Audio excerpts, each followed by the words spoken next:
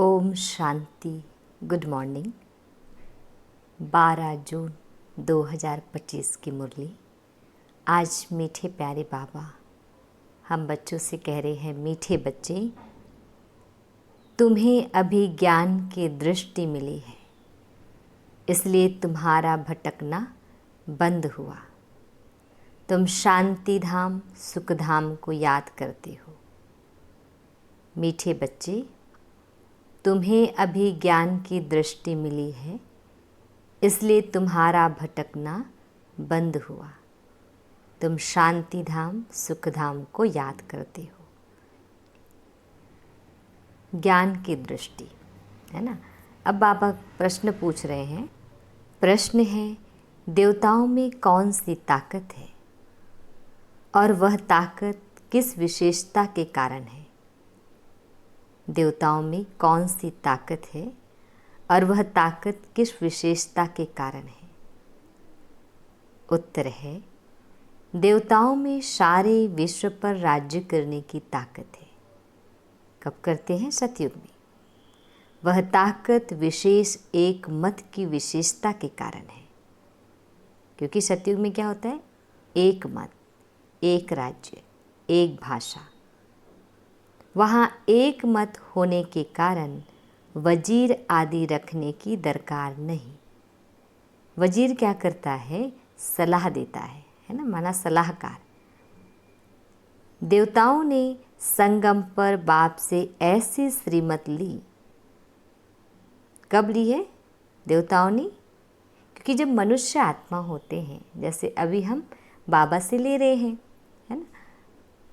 शूद्र से बाबा ने हमें ब्राह्मण बनाया, तो ब्राह्मण बनकर हम बाबा से ज्ञान ले रहे हैं, श्रीमत ले रहे हैं। तो बाबा कह रहे हैं, देवताओं ने संगम पर बाप से ऐसी श्रीमत ली हुई है जो 21 जन्म राज्य करते हैं। 21 जन्म का हमें प्रारब्ध मिलता है। वहाँ एक राजा की एक दैवी फैमिली होती, दूसरी मत होती नहीं। वहाँ क्या होगा? एक ही मत होगा। आज क्या हो रहा है? जितने हमारे परिवार में लोग हैं उतना अलग अलग मत है। 4 लोग हैं तो 4 अलग अलग मतें होंगी। गीत है, नयनहीन को राह दिखाओ प्रभु। आज की मुरली ज्ञान रूपी दृष्टि इस पर ही चली हुई है। तो जो हम भक्ति में क्या कहते थे? नयनहीन। किस प्रकार का नयन? ये 2 आँखें जो शरीर में है वो नहीं, बल्कि ज्ञान और अज्ञान के नयन की बात है।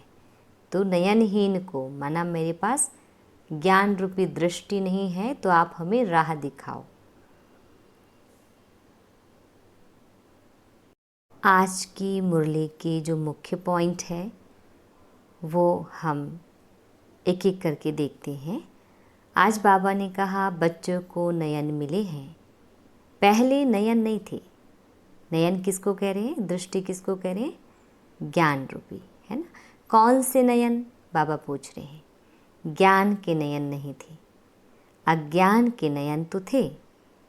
नयन 2 प्रकार का बता रहे हैं बाबा, एक अज्ञान का भी और एक ज्ञान का। बच्चे जानते हैं ज्ञान सागर एक ही बाप है और कोई में यह रूहानी ज्ञान है नहीं। ज्ञान तो बहुतों के पास है, पर आत्मा का ज्ञान, परमात्मा का ज्ञान, ड्रामा का ज्ञान नहीं है। जिस ज्ञान से सद्गति हो, अर्थात शांति धाम सुख धाम जाना हो, ऐसा दुनिया में कोई ज्ञान है क्या? नहीं है ना, सिवाय बाबा का। तो अभी तुम बच्चों को दृष्टि मिली है, कैसे सुख धाम बदल कर फिर माया का राज्य बस दुख धाम बनता है। पुकारने लगते हैं। क्या पुकारते हैं? कि नयनहीन को राह बताओ। और आगे पॉइंट है, बाबा ने कहा हर एक को अपना पार्ट बजाना ही है। हम सब आत्माओं को क्या करना है? पार्ट बजाना है और बजा रहे हैं। तो बाबा कहते हैं मुझे भी पार्ट मिला हुआ है। इस समय परमात्मा का भी पार्ट है। अब देखिए, हमने कब से परमात्मा को पुकारते आए हैं कि नयनहीन को राह दिखाओ। अब बाबा कहते हैं कि रूहानी बाप ज्ञान तब आकर देते हैं। कब आकर दे रहे हैं? जबकि सर्व की सद्गति होती है। पुरानी दुनिया बदलनी होती है और मनुष्य से देवता बनते हैं, पुराना से नया और मनुष्य से देवता। फिर सारी सृष्टि पर एक ही राज्य होता है, वो कौन सा? देवी देवताओं का, जिसको ही स्वर्ग कहते हैं। अब बाबा ने एक और बातें कही कि जो जो अभी बाप को याद करते हैं ना, वो अभी कलयुग में नहीं है। जो परमात्मा को याद करने वाले बच्चे हैं उनके लिए कलयुग नहीं है। क्या है? संगम युग पर है। बाप की श्रीमत पर चलते हैं, बाप को याद करते हैं, वह संगम युग पर है। और जो परमात्मा को याद नहीं करते वो कहाँ है? बाकी कलयुग में है। देखो बाबा ने एक और क्या बात कही कि आज जो संसार में है अनेक मत है, जितने राज्य हैं उतने मत हैं, तो अनेक मतों से राज्य चलता है। सतयुग में तो एक महाराजा की ही मत चलती है, इसलिए कहा, हेडिंग में बोला था ना, प्रश्न उत्तर में बोला था कि वजीर नहीं होते ना, इतनी ताकत रहती है महाराजा के पास कि खुद डिसीजन ले सके। फिर बाबा कहते हैं कि जब पतित बन जाते हैं ना, तब वजीर आदि रखते हैं, क्योंकि ताकत नहीं रहती है। हम अपने आप को ईश्वरीय परिवार के कब कहेंगे? तो बाबा ने कहा कि बाप कहते हैं अपने को आत्मा समझ, बाप की याद में रहते हो तो तुम ईश्वरीय परिवार के हो। और अगर देह अभिमान में आकर भूल जाते हो तो कौन से परिवार के हो जाएंगे? आसुरी परिवार के। तो बाबा कहते हैं एक सेकंड में ईश्वरीय संप्रदाय की और फिर एक सेकंड में आसुरी संप्रदाय के बन जाते हो। होता है ना हमारी स्थिति ऐसी। तो बाबा कहते हैं अपने को आत्मा समझ, बाप को याद करना कितना सहज है ना? सहज सुनने में तो सहज लगता है, परंतु बच्चों को मुश्किल लगता है। हमने मुश्किल बनाया है, वरना याद करने की कला किनको नहीं आती है? हर एक को आता है याद करना, है ना? हम याद कर कर के ही तो बर्बाद हुए हैं। दूसरों को, चीज़ों को, परिस्थिति को, यही सब चीज़ों को तो याद करते हैं ना, एक परमात्मा को छोड़ के। हम क्या करना चाह रहे हैं कि सब कुछ भूल के एक परमात्मा को याद करना चाहते हैं, बट वो एक परमात्मा को याद करने के लिए बैठते हैं तो एक नहीं अनेक याद आ जाता है, और है तो ये मुश्किल है ना। बाबा कह रहे हैं, बाप कहते हैं अपने को आत्मा समझ और बाप को याद करेंगे तो विक्रम विनाश होंगे। अपने को जब हम आत्मा समझते हैं तो इससे हम अपनी स्थिति पर तो टिक जाते हैं, हमारी स्थिति भी ठीक होने लगती है। लेकिन जन्म जन्मांतर के जो विक्रम है हमारे भीतर, तो बाबा कह रहे हैं कि आप जब मुझे याद करते हो ना तो विक्रम विनाश हो जाते हैं। बाबा कहते हैं देह द्वारा कर्म तो करना ही है, कर्म करना तो नहीं छोड़ सकते। देह बिगड़ तो तुम कर्म कर नहीं सकेंगे, है ना? कोशिश करनी है। क्या युक्ति बता रहे हैं? काम काज करते भी हम बाप को याद करें। हथ काटे दिल याडे कहते ना, हाथों से काम और दिल से बाबा को याद। परंतु यहाँ तो बिगर काम भी याद नहीं कर सकते हैं। होता है बिल्कुल, कुछ भी नहीं कर रहे हैं तो भी क्या कर रहे हैं? अभी परमात्मा को याद नहीं करते, मोबाइल चला रहे हैं। बाबा ने एक और बात हमें समझा रहे हैं कि ज्ञान और विज्ञान क्या है। तो बाबा बोले योग से होती है हेल्थ, है ना, जिसको विज्ञान कहा जाता है, और यह है ज्ञान जिसमें वर्ल्ड की हिस्ट्री, ज्योग्राफी समझाई जाती है। बाबा ने कहा कि जो बना बनाया ड्रामा है ना, उसको कोई नहीं जानते हैं, और ना जानने के कारण ही मनुष्य क्या कहते हैं? फलाना निर्वाण गया या ज्योति ज्योत समाया। तुम जानते हो सभी मनुष्य मात्र सृष्टि चक्र में आते हैं, इससे कोई एक भी छूट नहीं सकता। जैसे मोक्ष पा लेना कहते हैं, है ना? मोक्ष माना क्या होता है? जन्म मरण से परे हो जाना। पर बाबा कह रहे हैं कि ऐसा कोई भी आत्मा नहीं है जिसको मोक्ष मिल जाए, जो जन्म मरण के चक्र में ही नहीं आएगा, ऐसा कोई भी नहीं है। क्योंकि सभी आत्मा के भीतर अविनाशी पार्ट है, वो पार्ट उनको बजाना ही है। इस 5000 वर्ष में भले ही उसका एक ही जन्म क्यों ना हो, पर वो आएगा ज़रूर ऊपर से। देखिए, अभी हमें बाबा ने ज्ञान का तीसरा नेत्र दिया जो सोझरा कहा जाता है। तो बाबा क्या कह रहे हैं कि इस समय के लिए ही गायन है। क्या गायन था कि कौरव घोर अंधियारे में थे। कौरव माना क्या हुआ कि जो परमात्मा की श्रीमत पर ना चलता हो, जो उनकी विपरीत चलता हो। हाँ, और पांडव कौन हो जाएंगे? जो प्रीत बुद्धि हो, जो परमात्मा की श्रीमत पर चलता हो। तो पांडव रोशनी में थे। अब यहाँ बाबा हमें शरीर और आत्मा का डेफिनेशन अंतर बता रहे हैं कि अब बाप कहते हैं पहले पहले तो अपने को क्या समझना? आत्मा, क्योंकि आप हो ही आत्मा। आत्मा ही एक शरीर छोड़ दूसरा लेती है। शरीर पर ही भिन्न भिन्न नाम पड़ते हैं, है ना। जितना आत्मा शरीर धारण करते उतना उसके नाम पड़ते जाते हैं। नाम है, रूप है, फीचर्स सब भिन्न भिन्न है। हर जन्म में और क्या मिलेगा? हर बार अलग नाम, अलग रूप, अलग फीचर्स मिलेंगे। एक के फीचर्स दूसरे से ना मिले। अभी भी कितने हैं लेकिन एक दूसरे से मिलता है क्या? हर एक का संस्कार अलग है। तो हर एक आत्मा के जन्म जन्मांतर के अपने फीचर्स हैं, अपनी एक्ट ड्रामा में नूंधी हुई है। हर एक के भीतर जो एक्ट है, ड्रामा है, वो नूंधा हुआ है, फिक्स है, रिकॉर्डेड है। इसलिए इनको बना बनाया ड्रामा कहा जाता है। बाबा कहते हैं, अभी बेहद का बाप कहते हैं मुझे याद करो तो विक्रम विनाश हो। तो हम क्यों ना बाप को याद करें? यही मेहनत की बात है।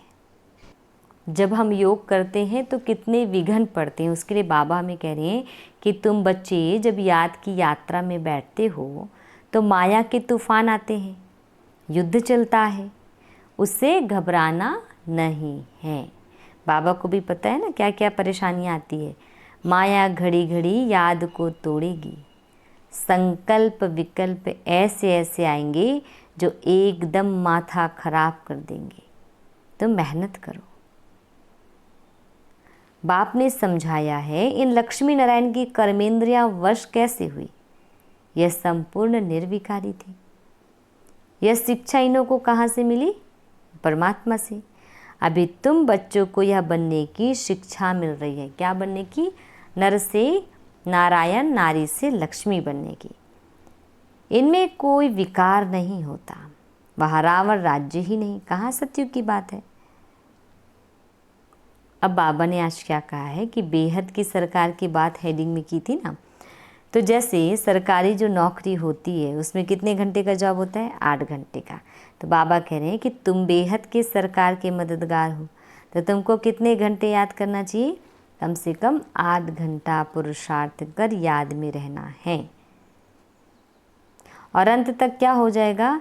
यह अवस्था तुम्हारी ऐसी पक्की हो जाएगी जो कोई की भी याद नहीं आएगी। और बाप की ही याद में शरीर छोड़ेंगी तो अंतमति सुगति हो जाएगी। अब बाबा ने मालाओं के बारे में कहा। पहले क्या होता है? 8 की माला, फिर 108 की माला, फिर अंत में 16,108 की माला। तो ये क्या है कि जितना भी हम परमात्मा को याद करके खुद को चार्ज करते हैं तो सतयुग में आने वालों की ये लिस्ट है ना। तुम बच्चों ने ही बाप से राजयोग सीख सारे विश्व को स्वर्ग बनाया, इसलिए तुमको पूजा जाता है। आज भी मंदिर में पूजा हो रही है ना। बाबा ने एक बात कही कि देखो आप कहीं घूमने जाते हैं तो जितना वो पुराना होता है चीज़ वो उतना ही महंगा होता है, उतना ही कॉस्टली होता है। तो बाबा कहते हैं कि पुरानी चीज़ें काम क्या आएगी? कितना खरीद करते हैं, पर लोग खरीदते हैं ना शौक पीस के लिए। पुरानी चीज़ें की बहुत वैल्यू करते हैं। सबसे वैल्यूबल कौन है? शिव बाबा। कितने शिवलिंग बनाते हैं। अगर आप केरल राज्य में देखेंगे बहुत ही ज़्यादा शिवलिंग मिलेगा आपको। वैसे तो कोई भी राज्य नहीं है जहाँ पर शिवलिंग की स्थापना ना हो। एक से बढ़ के एक मंदिर है और सबकी अलग अलग विशेषता है। और परमात्मा के नाम के अनुसार और उनके काम के अनुसार उनमें नाम भी दिखाई देता है ना, गुणवाचक। तो बाबा कहते सबसे वैल्यूबल है शिव बाबा, कितने शिवलिंग बनाते हैं। आत्मा इतनी छोटी बिंदी है, यह किसको भी समझ में नहीं आता, अति सूक्ष्म रूप है। इसलिए ना आत्मा को मानते ना परमात्मा को मान रहे हैं कोई। तो बाप ही समझाते हैं, इतनी छोटी बिंदी में इतना पार्ट नूंधा हुआ है, यह ड्रामा रिपीट होता रहता है। तो आज की मुरली के मुख्य पॉइंट ये सभी हैं, और आप पूरी मुरली सुने, पूरी मुरली ज़रूर पढ़ें। अच्छा, मीठे प्यारे बाबा हम बच्चों को विश कर रहे हैं, मीठे मीठे सिकल दे बच्चों प्रति माता पिता बाप दादा का याद प्यार और गुड मॉर्निंग। रूहानी बाप की रूहानी बच्चों को नमस्ते। हम रूहानी बच्चों की रूहानी माता पिता बाप दादा जी को याद प्यार गुड मॉर्निंग और नमस्ते। शुक्रिया मीठे प्यारे बाबा, आपका लाख लाख शुक्रिया। आज हम बच्चों को धारण करना है। धारणा के लिए मुख्य सार है, फर्स्ट पॉइंट है, इस बेहद की सरकार को मदद करने के लिए कम से कम 8 घंटा याद में रहने का पुरुषार्थ करना है। कौन सा सरकार? बेहद की सरकार, बाबा, है ना। याद में जो माया विघ्न डालती है उससे घबराना नहीं है। सेकंड पॉइंट है, इस पुरुषोत्तम संगम युग पर ईश्वरीय संप्रदाय का बन। अभी हम कौन सा संप्रदाय है? ईश्वरीय संप्रदाय। ईश्वर की मत पर चलना है। ईश्वर की मत पर अगर 100% चलते हैं तो हम कौन से संप्रदाय के हैं? ईश्वरीय संप्रदाय। कर्म करते भी एक बाप की याद में रहने का अभ्यास करना है। वरदान है, अंतर्मुखता की गुफा में रहने वाले देह से न्यारे देही भव। अंतर्मुखता की गुफा में रहने वाले देह से न्यारे देही भव। डिटेल है, जो पांडवों की गुफाएं दिखाते हैं वह यही अंतर्मुखता की गुफाएं हैं। वो एग्जाम्पल है अभी, है ना। माना हम जितना अंदर ही अंदर परमात्मा को याद करते हैं, बाहर मुक्ता में हम नहीं आते हैं, तो बाबा कहते वो पहचान दी है। जितना देह से न्यारे देही रूप में, देह माना बॉडी, देही माना आत्मा, देही रूप में स्थित होने की गुफा में रहते हो, उतना दुनिया के वातावरण से परे हो जाते हो। जितना हम अभ्यास करते हैं आत्मा का, उतना हम बाहर की दुनिया से डिटैच होते जाते हैं, तो वातावरण के प्रभाव में नहीं आते। जैसे गुफा के अंदर रहने से बाहर के वातावरण से परे हो जाते हैं, ऐसे यह अंतर्मुखता की गुफा भी सबसे न्यारा और बाप का प्यारा बना देती है। न्यारा भी और प्यारा बना देती है। और जो बाप का प्यारा है वह स्वतः सबसे न्यारा हो जाता है। स्लोगन, साधना बीज है और साधन उसका विस्तार है। साधना बीज है और साधन उसका विस्तार है। विस्तार में साधना को छिपा नहीं देना। यही होता है ना आजकल, विस्तार में साधना को छिपा नहीं देना। अव्यक्त इशारे आत्मिक स्थिति में रहने का अभ्यास करो, अंतर्मुखी बनो। डिटेल है, अंतर्मुखी की निशानी सदा सागर के तले में खोए हुए गंभीर मूर्त। चेहरे द्वारा आत्मिक स्थिति के चिन्ह दिखाई देंगे। एक और मनन चिंतन करने वाला चेहरा और फिर रमणीक अर्थात मुस्कुराता हुआ चेहरा। दोनों ही लक्षण सूरत से प्रत्यक्ष होंगे। अंतर्मुखी सदा हर्षित मुख दिखाई देंगे, क्योंकि माया का सामना करना समाप्त हो जाएगा। अच्छा, ओम शांति।